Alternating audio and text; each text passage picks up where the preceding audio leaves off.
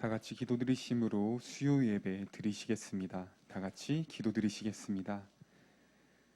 하나님 아버지 참 감사드립니다.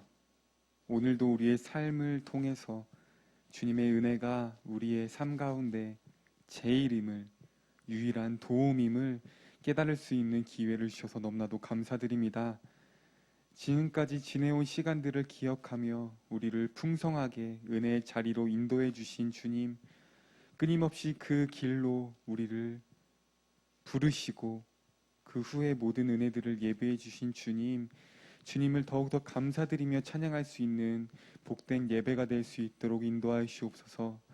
명절 동안의 시간들을 지내며 내가 생각하지 못했던 순간들이 많이 있을지라도 그 순간들을 통해서 주님의 은혜를 바라볼 수 있는 넉넉한 마음 또한 주님께서 허락하여 주셔서 오늘 예배 가운데 모든 은혜로 그 모든 것들을 품어주시는 하나님의 그 계획하심 속에 저희가 더욱더 깊숙이 거할 수 있도록 인도하여 주옵소서. 감사드립니다. 예수님 이름으로 기도드립니다. 아멘. 다 같이 찬송가 301장 찬양 드리시겠습니다.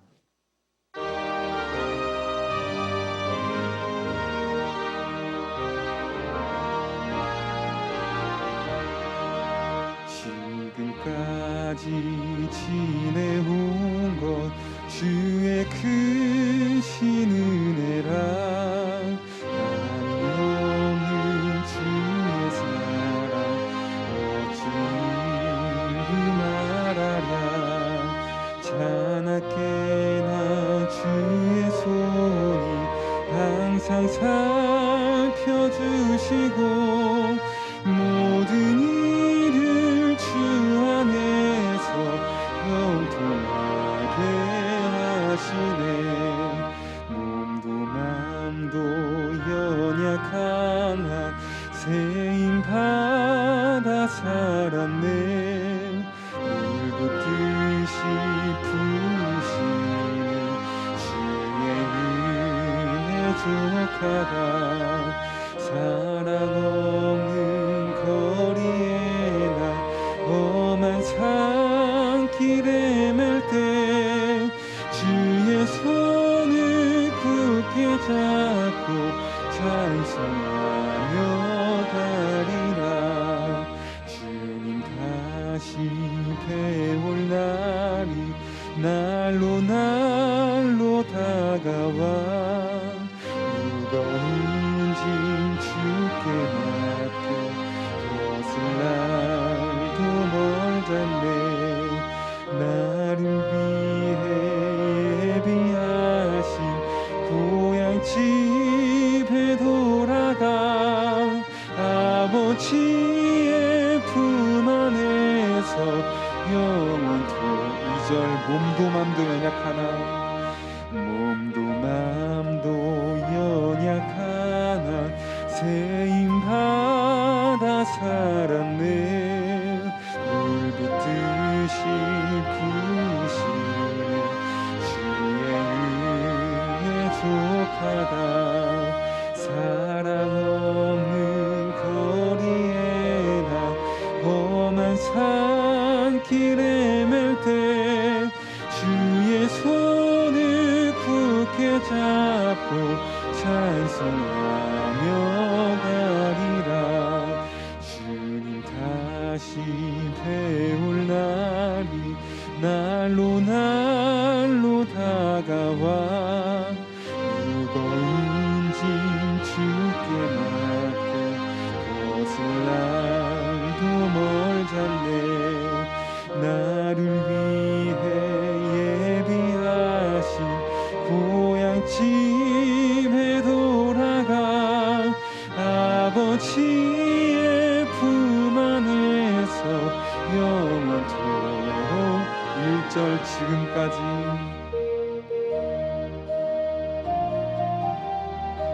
주의 크신 은혜라. 한이 없는 주의 사랑 어찌 이루 말하랴. 자나깨나 주의 손이 항상 살펴주시고 모든 일을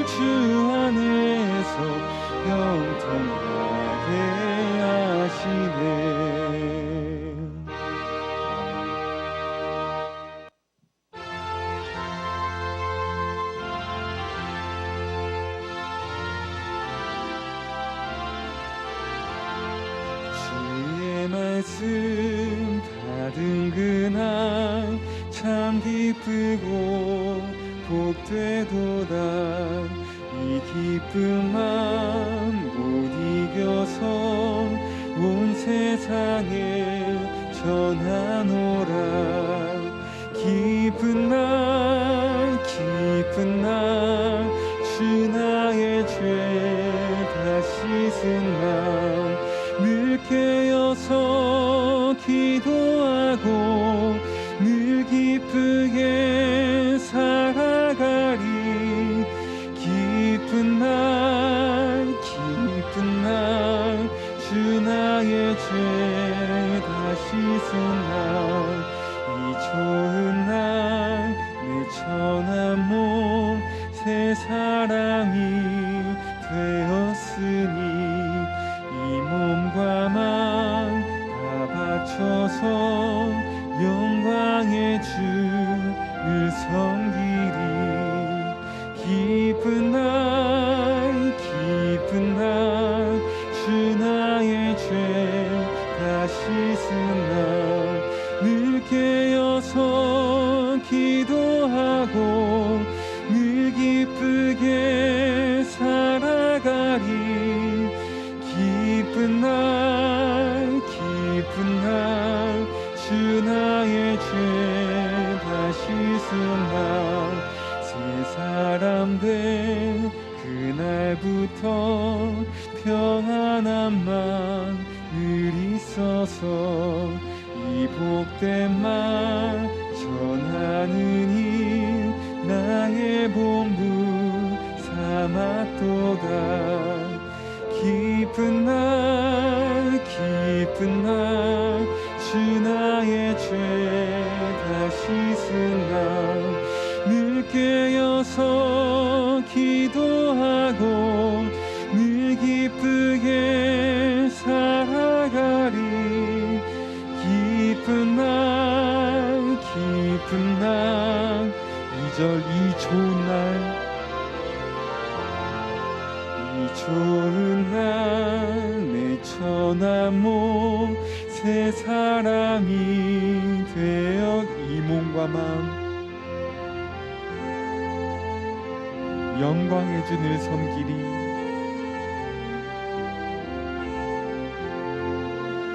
기쁜 날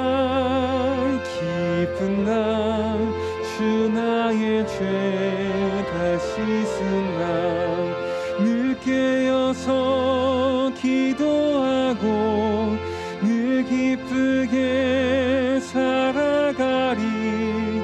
기쁜 날 주 나의 죄 새 사람 된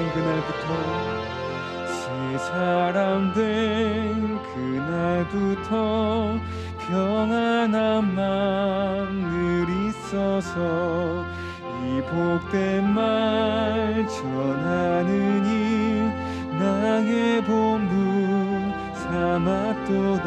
기쁜 날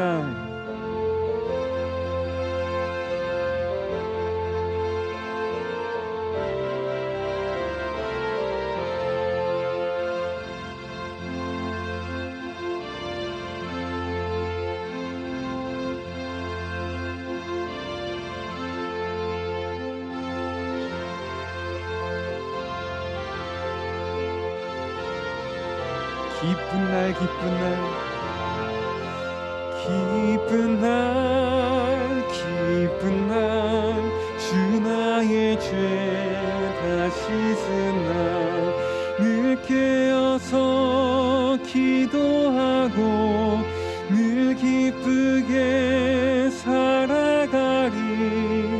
기쁜 날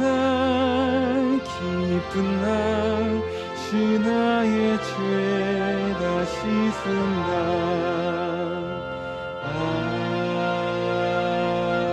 아멘.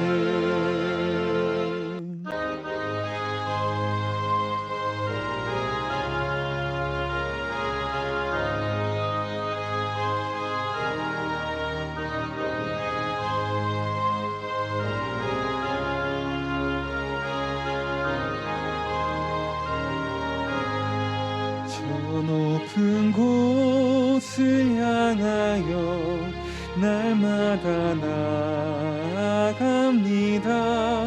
내 뜻과 정성 모아서 날마다 기도합니다.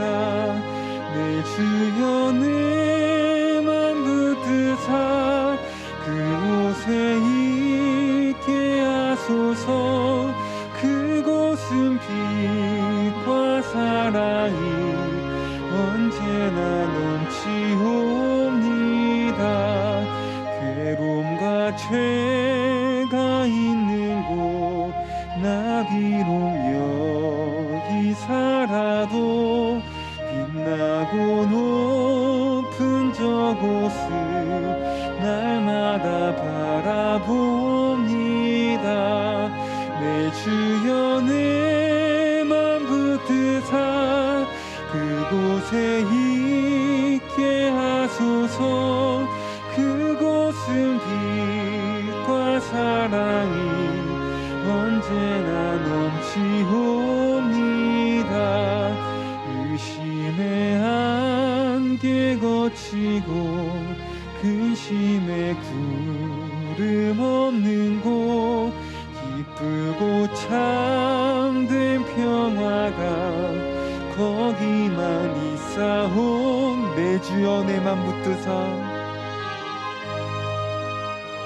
그곳에 있게 하소서.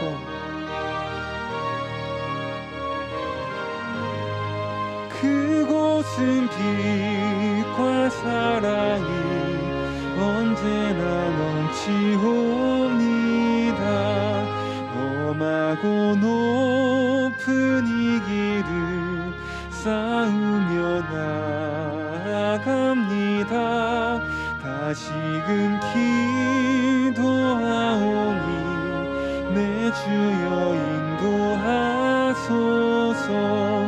내 주여 내 맘 붙드사 그곳에 있게 하소서. 그곳은 빛과 사랑이 언제나 넘치옵니다. 내 주를 따라 올라가 저 높은 곳에 우뚝 서 영원한 풍랑 누리며 즐거운 노래 부르리. 내 주여 내 맘 붙드사 그곳에 있게 하소서. 그곳은 빛과 사랑이 언제나 넘친. 내 주여 내 맘 붙드사 내 주여 내 맘 붙드사 그곳에 있게 하소서. 그곳은 빛과 사랑이 3절 의심의 안개 거치고 의심의 안개 거치고 근심의 구름 없는 곳 기쁘고 참된 평화가 거기만 있사옵니다. 내 주여 내 맘 붙드사 그곳에 있게 하소서. 그곳은 빛과 사랑이 언제나 넘치옵니다. 이 시간 오늘 예배를 위해서 다 같이 기도드리시겠습니다.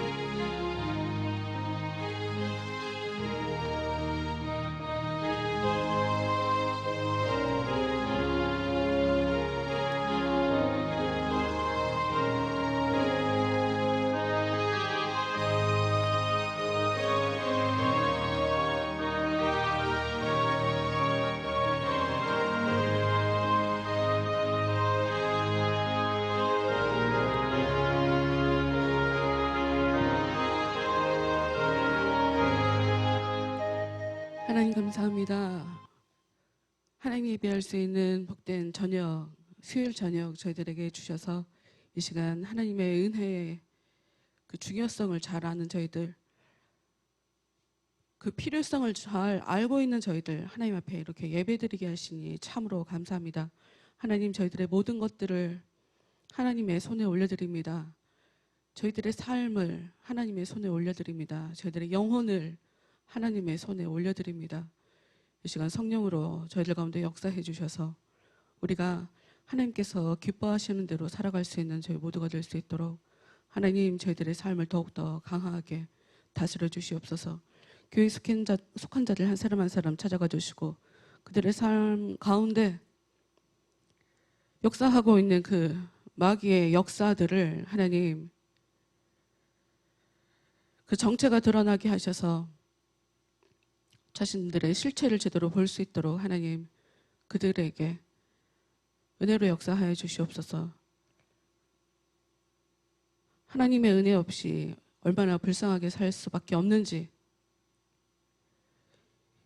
이제까지 자신들이 얼마나 하나님 앞에 오만하게 살아왔는지 자신들의 실체를 볼 수 있도록 하나님, 이 시간에 그들 가운데 성령으로 역사하셔서 이 땅에서의 삶이 전부가 아닌 내세의 삶을 준비하며 살아갈 수 있는 사람들 될 수 있도록 한 사람 한 사람 은혜로 역사하여 주시옵소서. 끝나는 시간까지 제 입술과 저희 모두의 귀 가운데서 오직 성령께서만 역사해 주시기를 다시 한번 간구드리며 예수님 이름으로 기도합니다. 아멘. 누가복음 20장 말씀 함께 보도록 하겠습니다. 누가복음 20장 말씀 보도록 하겠습니다. 읽겠습니다. 하루는 예수께서 성전에서 백성을 가르치시며 복음을 전하실새 대제사장들과 서기관들이 장로들과 함께 가까이 와서 말하여 이르되 당신이 무슨 권위로 이런 일을 하는지 이 권위를 준 이가 누구인지 우리에게 말하라. 대답하여 이르시되 나도 한 말을 너희에게 물으리니 내게 말하라. 요한의 세례가 하늘로부터냐 사람으로부터냐?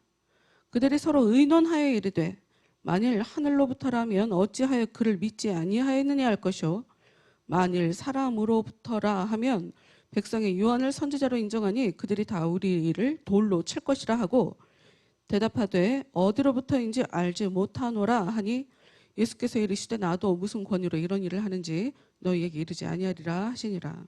아멘. 일단 누가복음 20장 1절부터 8절까지 말씀 먼저 읽었습니다. 이 사람들이 찾아왔죠. 예수님께. 예수님께서 지금 성전에서 백성을 가르치고 계시는 중이고 복음을 전하고 계시는 중이었어요. 사람들이 찾아와서 질문을 하죠. 무슨 질문을 하냐? 예수님이 갖고 있는 이 권위, 무슨 권위로, 무슨 권리로 이런 일을 하냐라고 질문을 하는 거예요. 이렇게 질문을 하게 된 원인이 있죠. 우리는 지난주에 누가복음 19장 말씀을 보면서 예수님께서 예루살렘에 들어가시는 모습에 대해서 함께 나눴어요. 백성들이 예수님이 들어오시는 것을 찬양하며 자신들의 겉옷을 나귀 위에도 깔고 바닥에도 깔아서 예수님 어서 오시라고 이렇게 환영하는 그런 모습을 우리가 봤고, 그리고 또 예수님께서 성전에 들어가셔서 장사하는 사람들을 다 내쫓는 그런 장면을 봤죠. 47절, 48절은 지난주에 안 봤던 걸로 기억을 해요. 근데 뭐 오늘 같이 보면 되는 것이기 때문에 누가복음 19장 47, 48절 읽고 계속 20장 말씀에 대해서 함께 나누도록 하겠습니다. 누가복음 19장 47절, 48절 예수께서 날마다 성전에서 가르치시니 대제사장들과 서기관들과 백성의 지도자들이 그를 죽이려고 꾀하되 백성이 다 그에게 귀를 기울여 들음으로 어찌할 방도를 찾지 못하였더라. 47, 48절을 오늘 읽은 이유는 우리가 함께 본 20장의 6절 말씀과 깊은 관계를 가지고 있기 때문에 이렇게 두 가지를 묶어서 같이 오늘 읽어드렸어요. 메시아라는 말을 여러분들이 많이 들어보셨을 거예요. 교회를 다니시면 메시아라는 말을 듣죠.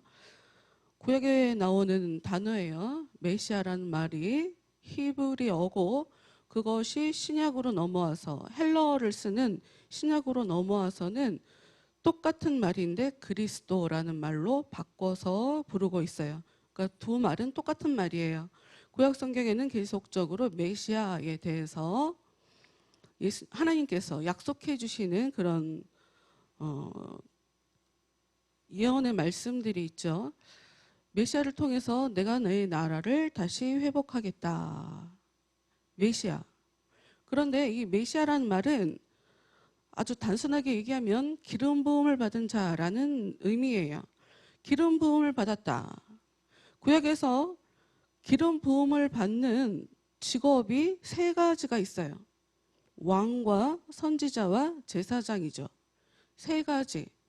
하나님이 왕을 세울 때도 기름을 부어서 왕으로 세우고 선지자를 세울 때도 선지자에게 기름을 부어서 선지자로 세우고 제사장도 의식을 통해 기름을 부어서 제사장으로 세워요.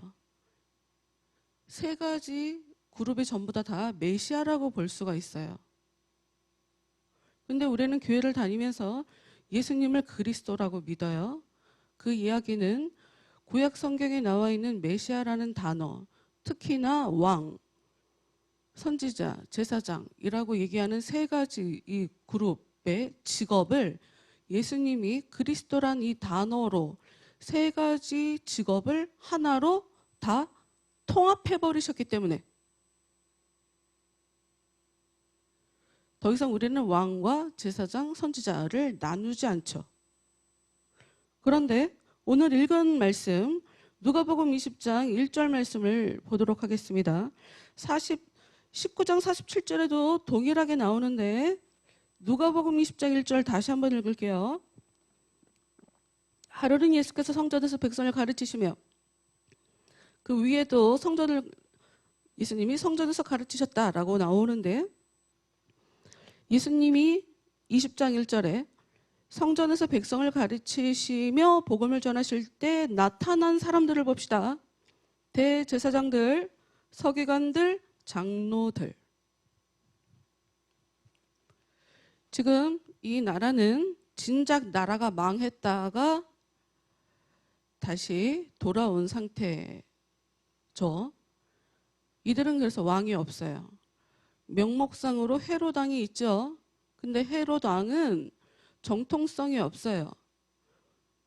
구약 성경에 나오는 절차를 거쳐서 하나님의 이 계보에 따라 세워진 그런 왕이 아니라 로마가 그냥 행정적으로 이스라엘이란 나라를 다스리기 위해서 세운 헤롯 왕. 그래서 성경은 그것을 분봉왕이라고 써놓고 있는데 유대인 입장에서는 정통성이 없어서 왕이라고 하는 헤롯 왕이 있음에도 불구하고 유대인들이 볼 때는 왕으로 인정하고도 싶지 않은 그냥 명목상으로만 왕이라고 하는 왕이 있어요.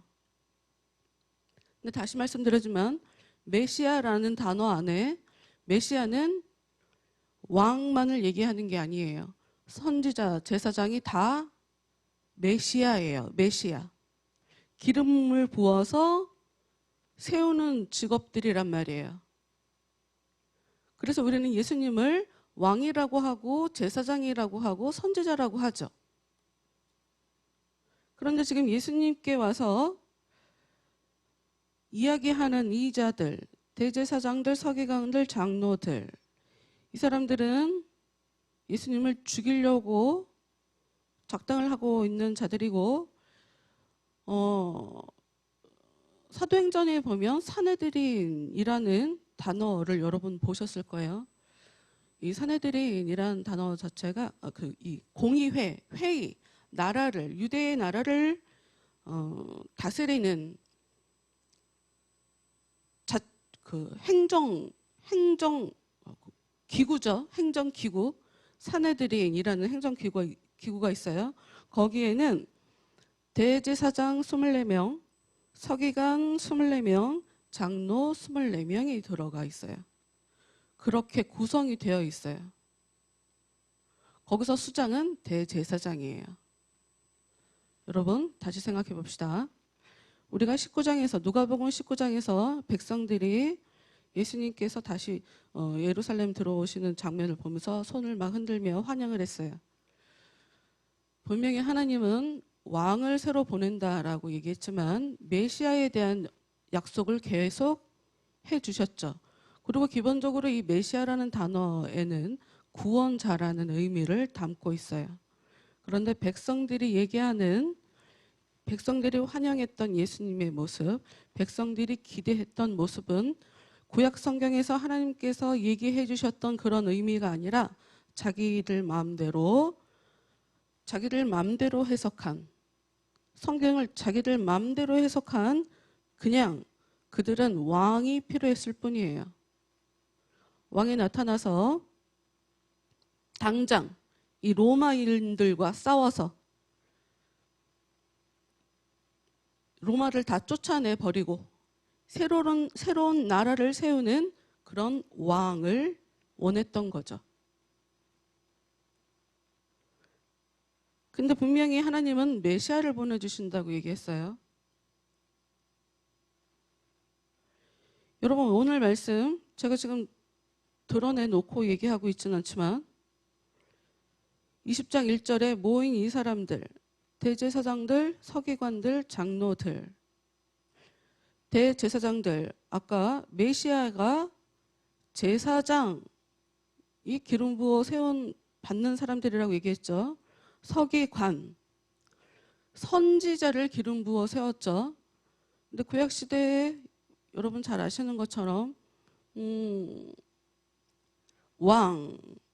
왕도 하나님이 세우시고 제사장도 하나님이 세우시고 선지자도 하나님이 세우셨지만 지금 우리가 보고 있는 누가복음 20장 말씀을 잘 보면 이게 참 희한하다 싶은 것이 일단 왕은 없어요. 왕은 명목상으로만 해로당했기 때문에 그 자리를 장로들이 대체해서, 그리고 처음 이스라엘 나라가 만들어질 때 그 모세에 의해서 이스라엘이란 나라가 새롭게 이제 형성이 된 거니까 그때 자기 혼자 이 백성들을 다 치리할 수 없기 때문에 70인의 장로를 세워서 백부장, 천부장 이래갖고 구성을 하게 되거든요. 유래는 거기 있어요.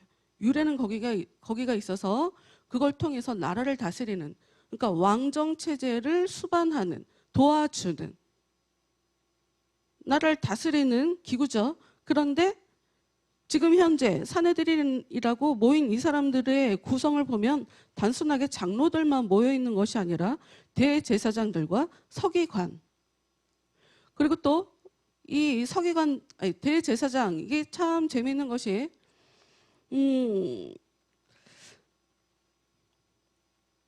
오늘 이 말씀에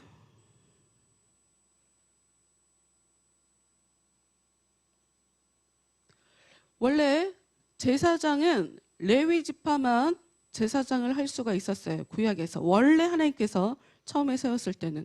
그런데 나라가 북이스라엘과 남유다로 찢어지고, 그리고 한 걸음 더 나아가 나라가 완전히 망해지고, 그래서 더 이상 레위인들을 세워서 제사장으로 하는 것이 불가능해졌다. 그래서 지금 이 당시에는 제사장이 사두개파라고 하는 로마인들과 친하게 지내는 하나가 된, 겉으로는 드러나 있지 않지만 오히려 세금을 걷는 세관원, 세리보다 나라의 지도자들로 대제사장인 것처럼 정통성도 역시 없는, 부활도 인정하지 않고 영도 없고 천사도 없다고 생각하는, 전혀 대제사장으로 얘기할 수 없는, 죄를 씻는 직업이라고 도통 인정해 줄 수 없는 그런 사람들이 대제사장이란 직업으로 이름을 달고 사내들인이란 모임에 들어가서 지금 나라를 다스리고 있죠. 그리고 구약에 또 그리스도라고 얘기할 때 선지자가 그리스도예요. 메시아가 그리스도죠. 선지자. 하나님께서 선지자를 세우시죠. 부르세요. 굉장히 여러 가지 모습이에요. 한 가지 모습만 있는 건 아니에요. 그리고 구약 성경에도 보면 구약 성경은 일반 평민들에 대한 삶은 사실 많이 언급하고 있지 않아요. 지도자들에 대한 언급, 특히나 왕에 대한 언급이 되게 많죠. 왕에 대한 역사예요. 열왕기상, 역대, 열왕기상하, 역대상하. 전부 다 왕에 대한 역사죠. 그 이후에는 선지자들이 쓴 기록물들이죠. 이사야, 에스겔, 예레미야 전부 다 선지자들. 하나님에 의해서 세워진 사람들.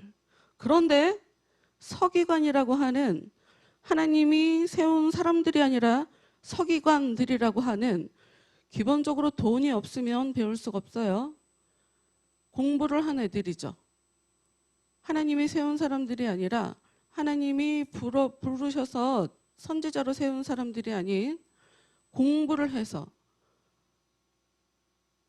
그들이 가지고 있는 구약 성경, 특히나 모세 오경을 중심으로 한 그것들을 깊게 공부한 학교에서 공부한 사람들, 서기관들.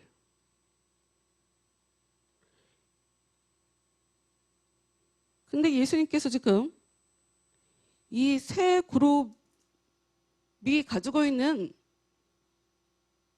메시아, 그리스도라고 하는 단어들을 예수님 안에서 다 통합시키고 있는 상태예요. 다른 얘기로 하면 예수님께서 다 통합을 시키면 어떤 일이 벌어지냐? 더 이상 대제사장이 필요 없어요. 서기관이 필요 없고요. 다스리는 관리 필요 없어요. 기가 막히게 알고 그래서 예수님을 죽이려고 했구나. 왜 이들이 예수님에 대해서 죽이려고 했는가? 여러 가지로 알 수 있겠지만 우리가 알고 우리가 배웠고 우리가 필사하며 이제까지 우리는 말씀에 대해서 잘 알고 있다고 얘기하는데 우리가 알고 있는 것과 전혀 다른 새로운 말씀을 사람들한테 가르치더라.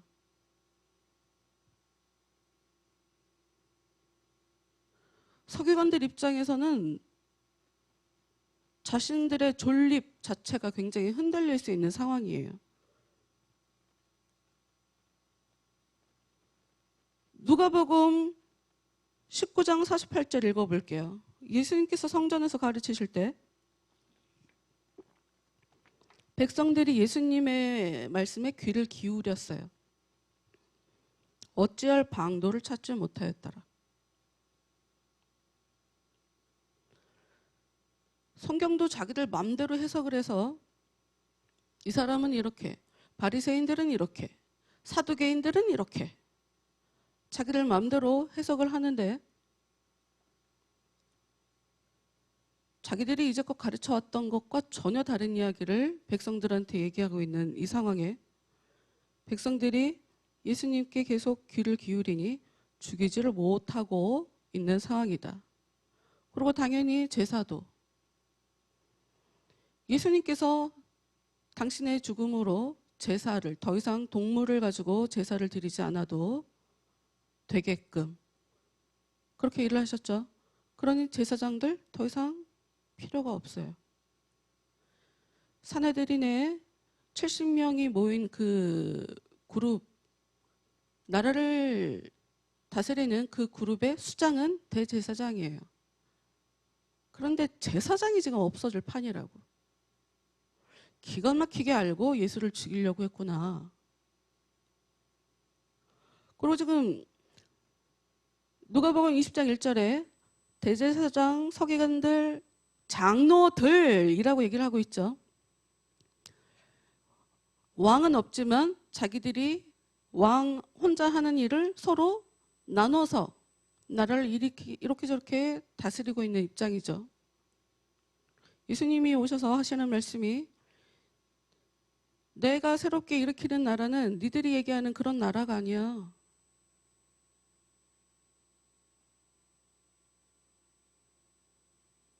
장로들이 어떻게 이해했는지는 모르겠지만 무엇을 정확하게 알 수 있나?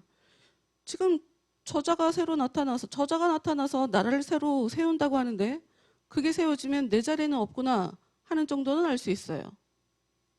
여러분, 제가 이 사람들은 전부 다 사도행전을 보면 사내들인 공의회에서 회의를 통해 제자들도 입막음을 하고 예수님의 제자들도 복음에 대해서 더 이상 전하지 못하도록 하는 그런 장면들이 나오거든요.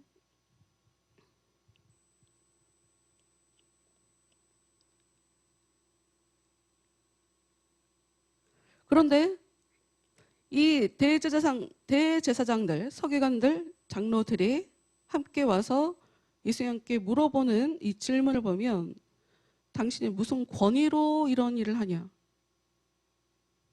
무슨 권위로? 지금 19장에서 벌어지는 일들을 19장에서 예수님이 해하셨던 일들을 사람들은 도통 보기는 했지만 이해는 못했어요. 다시 19장으로 돌아가 볼까요? 19장 28절부터 44절까지는 예수님께서 예루살렘을 들어가시는 장면이 있죠. 백성들이 환영하는 장면이 있어요. 예수님은 왕이다 하는 모습을 보여주고 있어요. 예수님은 왕이다. 이제 45절, 누가복음 19장 45절, 46절. 예수님이 성전에 들어가서 장사하는 자들을 내쫓아요. 그리고 어디 하나님을 이용해 먹으려고 하는 이 강도들이 잔뜩 있냐. 다 내쫓아 버리면서 성전을 정화하시는 일을 하죠. 정확하게 무슨 얘기를 했냐? 무슨 일을 하신 건가? 예수님께서 제사장답게 성전 정화를 지금 하고 계시죠. 그리고 누가복음 19장 47절, 48절. 구약 성경에 왕, 제사장 말고 선지자를 또 기름 부어 세운다고 했죠. 47절. 예수께서 날마다 성전에서 가르치세요. 그래서 예수님은 지금 사람들이 보기는 하지만 하나님이 메시아를 보내주신다고 약속을 하신 것처럼 전면적으로, 공개적으로, 이제는 공식적으로 내가 왕이고 내가 사람들의 죄를 깨끗하게 하는, 교회를 깨끗하게 하는 제사장이고 말씀을 가르치는 선지자다라고 하는, 내가 정말 하나님께서 보낸 그리스도다, 하나님께서 보내주신다고 약속하셨던 내가 메시아다라고 하는 것을 사람들 앞에 보여주고 있죠. 보여주고 있어요. 근데 사람들은 이게 무슨 장면인지 이해를 못해요. 반감만 사는 거예요. 보통 백성들은 반감을 갖지 않아요.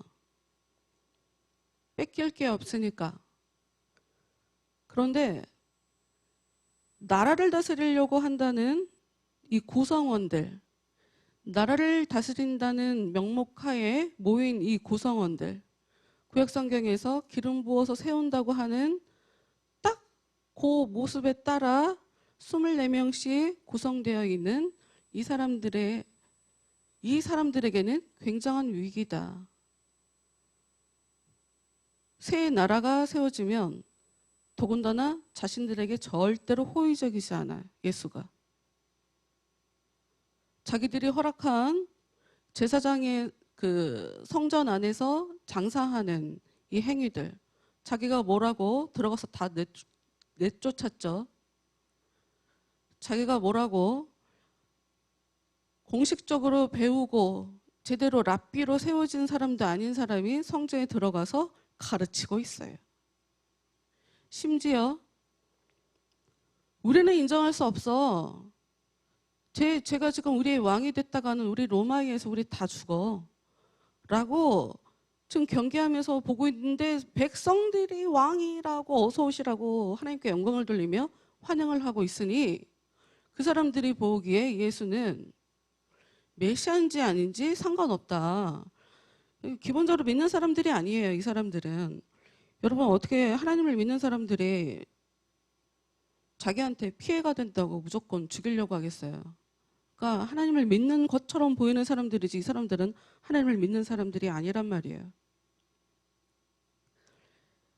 이 사람들은 그냥 자신들의 유익을 위해서 이 자리에 있는 사람들이에요. 자신들의 유익을 위해서 직업적으로 대제사장, 직업적으로 그냥 서기관이고 그냥 직업적으로 그냥 관리의 위치에서 백성들을 다스리는 뿐인 거지.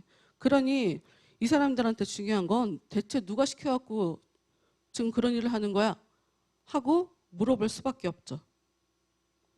근데 3절. 아, 참. 예수님께서 대답하시는데 사실 이런 식으로 대답하는 사람들이 되게 많아요. 이런 식으로 대화하는 사람들. 자주 보는데 상당히 불쾌해 나는. 내가 무슨 질문을 하는데 내 질문에 대답을 하지 않고 나한테 오히려 질문하는 사람들이 있거든요. 여러분 이런 사람들 없어요? 상당히 불쾌하던데. 난 진짜 불쾌한데.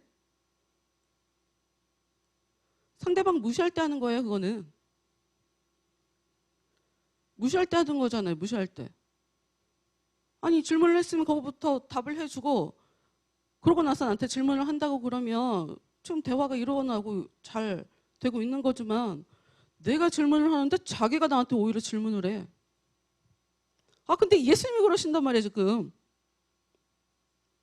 당연히 예수님 입장에서는 대제사장들, 서기관들, 장로들, 자기가 볼 때 무시할 만한 사람들이거든요. 믿는다고 하는 가짜들, 가식적으로, 위선적으로 살아가는. 그래갖고, 예수님께서 하신 욕 보면, 수위가 그냥 강아지 자식, 이런 거 하시죠. 독사 자식, 이런 거 하시죠. 세례 요한도 이들에게 그렇게 얘기를 했고, 독사의 자식들아 라고 얘기를 했고요. 근데 예수님의 질문을 보면 3절. 나도 한 말을 너희에게 물으리니 내게 말하라. 그래, 나도 좀 물어보자 라고 얘기하면서 4절. 요한의 세례가 하늘로부터냐 사람으로부터냐. 지금 나한테 권위를 예수인 나에게 지금 어디서 지금 누가 권위를 줘서 지금 그렇게 일을 하고 있냐라고 묻는데 나도 좀 질문을 하자. 세례 요한의 그 권위는 하늘로부터냐 사람으로부터냐 하고 물어보는 거예요. 그런데 아니나 다를까 5절. 이들은 소신이 없어요. 자기 생각이 없어요. 대답을 할 수가 없어. 정치적으로 발언을 해야 돼. 의논을 해야 되죠. 그들이 서로 의논하여 이르되. 소신껏 사는 거, 소신껏 어떻게 살아요? 소신껏 살 수가 없지. 소신껏 못 사니까 이렇게 집단으로 70명이 뭉쳐갖고 힘을 발휘하는 거죠. 그들이 서로 의논하여 이르되 만일 하늘로부터라 하면 어찌하여 그를 믿지 아니하였느냐 할 것이요. 우리가 대답을 어떻게 되지? 지금 예수가 우리한테 세례 요한의 권위는 어디서 온 거냐? 라고 지금 물어보는데 그거를 우리가 하늘에서 하나님이 주신 거라고 얘기를 하면 그런데 세례 요한에 대해서 왜 믿지 않았냐? 라고 예수가 공격할 게 뻔하죠. 6절. 만일 사람으로부터라면 백성이 요한을 선지자로 인정하니 그들이 다 우리를 돌로 칠 것이라. 사람이 준 거다. 사람들이 저렇게 요한을 권위자로 세운 거다라고 얘기하면 사람들이 무슨 말이야? 하나님이 보내신 선지자인데 뭐야? 하고 우리를 돌로 치겠구나. 그래서 이들은 7절에 이렇게 대답을 해요. 어디로부터인지 알지 못하노라. 이 인간들이 지도자예요, 지금. 이 인간들이 지도자.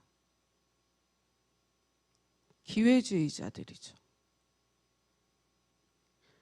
이 말씀을 보면 제일 처음에 떠오르는 사람이 있어요. 사울 왕이죠. 하나님이 왕으로 세웠는데 백성을 두려워해서 백성들이 아니 왜 나한테는 사울이 죽인 자는 천천이다라고 이렇게 나를 칭찬하면서 다윗한텐 만만이다라고 칭찬을 하는, 그리고 내가 판단을 잘 못하고 제대로 선택을 못하면 백성들이 나를 싫어하겠지? 내가 어떻게 해야 백성들을 좀 더 즐거워할 수 있게 해줄까? 하나님이 이렇게 해. 다 죽어버려. 라고 했는데, 아이, 됐어. 우리들이 수고했잖아. 나눠줘야지. 좋은 지도자인 것처럼 보이죠. 백성들을 위해 주니까. 그런데 사실은 사람들을 위하는 게 아니라 자기가 왕으로서 사람들한테 더 인정받으려고 좋은 일이라고 착각하며 한, 사람들한테 칭찬받으려고 하나님 앞에 죄를 지었던 사울 왕. 그래서 하나님이 한 번도 아니고 2번이나 자꾸 하나님이 세운 왕으로서 왕답지 못하게 하나님이 아니라 사람을 치중하며 사람 눈치 보며 그들을 너무 필요 이상으로 신경 써서 하나님 앞에 다 같이 죄 짓도록 만들어버리는 지도자 같지도 않은 사울 왕을 하나님이 버려버리고 다윗 왕을 새로 세우시죠. 딱 그때 모습이랑 너무 비슷하다. 제사장이라고 하는 인간들이 이상한 동물, 장애 가진 동물,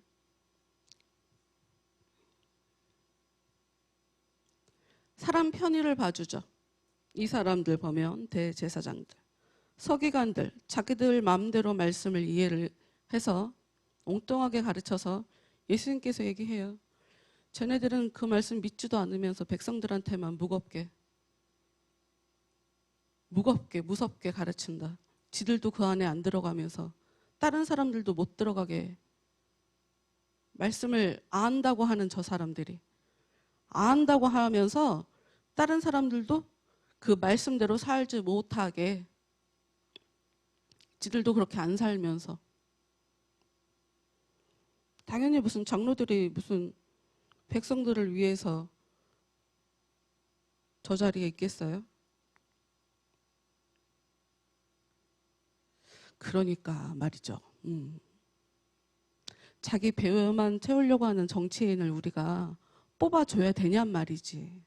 근데 우리가 선거에서 나와서 이렇게 보여주는 그 모습을 보면 저 사람이 나라를 위해서 저 정치 행위를 하는지 아닌지 도통 그것을 우리가 알 수가 없다. 예술인들한테 나라에서 굉장히 많은 지원을 해주는데 대통령 아들이 다 먹었더라고. 며칠 전에 7천만 원짜리 또 하나 받았다고 또 보고 나자 와, 올킬이 무슨 그랜드 슬림이야? 다 먹어? 나오는 족족? 나라에서?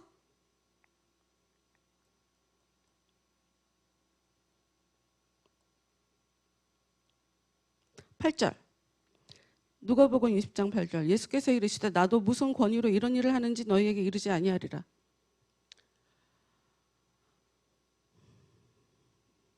예수님 대답을 안 해줘요. 여러분 이런 거 보면 예수님이 굉장히 예의가 없으신가요?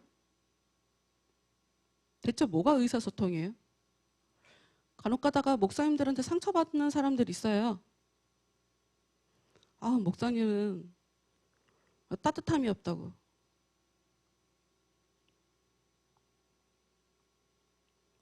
힘들어서 갔는데 기도하라고 한다고.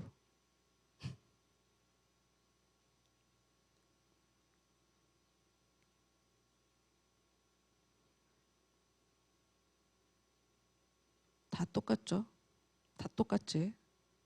찾아가는 사람이나 권면을 해주는 사람이나. 하나님이나 예수님은 행한 대로 갚아주시는 분이에요. 행한 대로.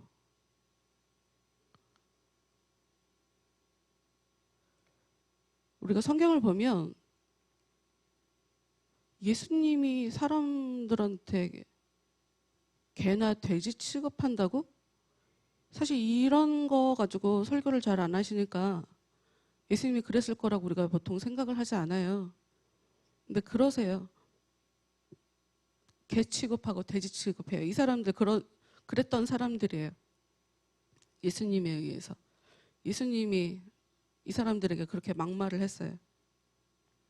막말이 뭐예요? 막말.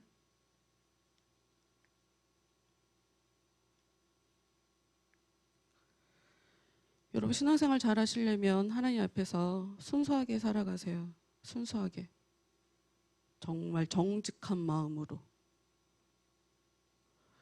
장사하는 것 같은, 하나님 앞에서 장사하는 것 같은, 요거 해주세요. 제가 이거 할게요. 이런 식으로 살아가시는 분들 많거든요. 너무 불쌍해. 그렇게 하나님이 우습나? 하나님이 그 정도로 내 마음에 대해서 못 읽어낼 거라고 생각을 해서 하나님이 한도 끝도 없이 무한대로 사랑을 베풀 거라고 생각해서 내 모든 것을 다 이해해 줄 거라고 생각을 해서 하나님 앞에서 그렇게 못되게 살아가면서 그것을 못됐다고 인지조차 하지 못하는 사람들. 되게 불쌍하죠.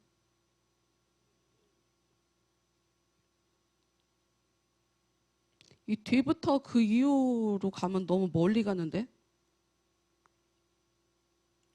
오늘은 여기까지 그냥 할게요.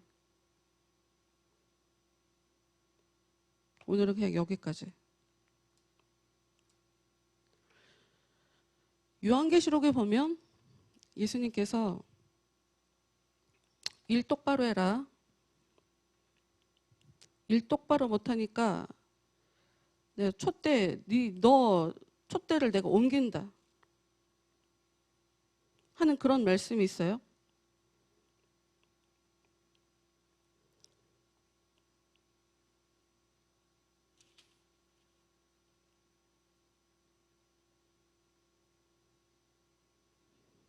금방 안 보이네.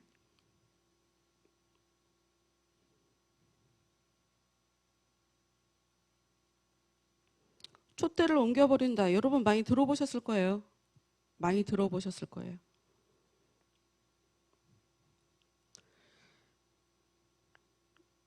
성경을 우리 식대로 이해를 하면 성경 보면서 무서움을 느끼지 못해요. 그런데 성경에서 무엇을 말하고 있는지를 들여다보면 상당히 성경은 무서운 책이에요. 성경을 통해서 교훈을 제대로 받으면 우리가 굳이 몸으로 직접 경험할 필요 없어요.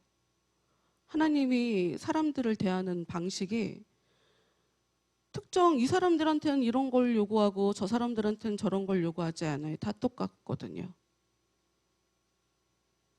오히려 우리들이 얘기하는 공평과 하나님의 공평이 좀 달라서 은혜를 많이 모르는 사람들한테는 오히려 단호하게 하지 않으시고 은혜에 대해서 뭔가 아는 사람한테는 오히려 더 단호하게 하시는 그런 모습을 알 수가 있어요. 성경은 우리가 우리 마음대로 이해하면 안 되는 책이죠. 근데 성경은 네가 맡긴 그 자리를 그 일을 잘 못하면 그 직분을 너한테 뺏어버릴 거야. 처음부터 끝까지 굉장히 지속적으로 그렇게 써져 있죠. 당장 말씀드린 사울 왕이 하나님 뜻대로 안 했다고 바로 잘려버린 것처럼. 시간은 좀 걸렸죠. 다윗을 세워서 그 소년 다윗을 감당할 수 있을 만한 왕으로 키울 때까지 40년이 걸렸어요. 그러니 뭐 협박만 하고 아무 일도 안 벌어졌네. 사무엘 선지자 내 뒤에서 다윗한테 기름 부어갖고 내 소문 들어서 아는데 하나님 아무렇지도 않네. 이렇게 생각하며 사울 왕이 죽을 때까지 하나님이 말로만 협박한 걸로 생각하며 평생 살았는지 모르겠어요. 근데 그것은 협박을 그냥 겁을 주려고 협박을 한 게 아니라 다윗이 아직 준비가 덜 돼갖고 다윗 준비시키시느라고 시간이 걸렸던 것뿐이에요. 답은 이미 나와 있던 거고. 하나님이 답을 내린 거를 실행해 가시는 걸 보면 시간이 굉장히 많이 걸려요. 굉장히 많이 걸립니다. 그러니 잘못 오해하면 협박한 것처럼 보이죠. 그냥 겁을 줘서 신앙생활 잘하는 사람으로 만들어야 되겠다라고 하는 것처럼 그런 식으로 생각하지 마시라. 성경을 그런 식으로 보지 마시라.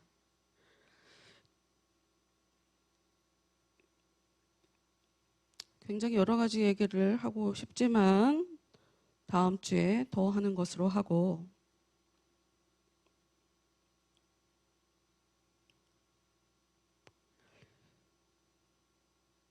예수님은 왕, 제사장, 선지자로 오셨어요. 그래서 그분이 내 안에 오셔야, 그분의 진정한 다스림을 받아야 우리가 하나님 앞에 왕 같은, 그러니까 존중을 받을 수 있는 그런 존재로 살아갈 수 있어요. 이 왕 같은 이란 단어 설명하려면 또 멀리 가니까 하나님의 자녀다, 내 자식이구나, 내 자녀구나 하는 그런 삶을 살아갈 수 있다. 그분이 내 안에 진정한 왕으로 오셔야 돼요. 우리가 진정으로 그분을 환영해서, 그리고 그분이 오셔야 제사장은 사람들의 죄를 씻는 일을 해요. 예수님이 우리에게 오셔야 우리는 하나님 앞에 정말 깨끗한 사람이다 라고 하는 평가를 받을 수 있는 그런 사람이 되는 거예요. 예수님이 내 안에 역사하지 않는데, 내가 죄를 회개도 하지 않았는데, 난 아무것도 한 게 없는데 하나님이 나를 깨끗하다라고 얘기하실 수 없어요. 마지막으로 예수님이 내 안에 오셔야 말씀이 어떠한 의미인지를 정확하게 알 수가 있어요. 그리고 예수님께서 내 안에 역사해 주셔야 깨달은 그 말씀대로 살아갈 수 있어요. 신앙생활에 분명히 하나님께서 사람들이 너무 긴 시간 동안 500년 이상 이해하지 못했던 막연하게 메시아를 보내주겠다라고 얘기하셨었는데, 그것이 예수님 안에서 메시아라고 하는 특정 직업들, 왕, 제사장, 선지자가 완전히 이렇게 융합이 되죠. 그리고 성령으로 예수님께서 우리 안에 역사를 해 주시죠. 그래서 하나님의 사람답게 우리를 만들어 가시죠. 예수님이 십자가에 돌아가신 이유는 성령으로 우리 안에 찾아오시기 위해서예요. 그러니 그분이 우리 안에 역사하지 않는다. 그러면 우리는 예수님에 대해서, 예수님의 그 죽음을 전혀 인정하지 않는 사람이라고 하는 것밖에, 그런 결론을 내릴 수밖에 없어요. 성경의 또 다른 부분에서는 예수님을 다시 십자가에 죽이려고 하는 자들이다 라고 그렇게 얘기를 하기도 해요. 예수님이 우리 안에서 역사를 해주셔서 나를 정말 다스려 주시고, 말씀의 그 깊은 의미를 제대로 깨닫게 해주시고, 내 영혼이 깨끗해질 수 있도록 나한테 역사해 주시고, 그 일을 하기 위해서 예수님은 십자가에 돌아가셨던 것이다. 그리고 이 시간에 예수님 저에게 역사해 주시라고, 우리가 성령을 따라 살아가는, 우리 안에 세우고 싶어 하시는 그 하나님의 나라를 성령의 그 은혜를 따라 잘 살아감으로 내가 정말 하나님의 나라로 더 확장이 되어지는, 더 튼튼하고 견고한 그런 나라의 사람이 될 수 있게 나에게 성령으로 더 역사해 달라고 다 같이 기도하도록 하겠습니다.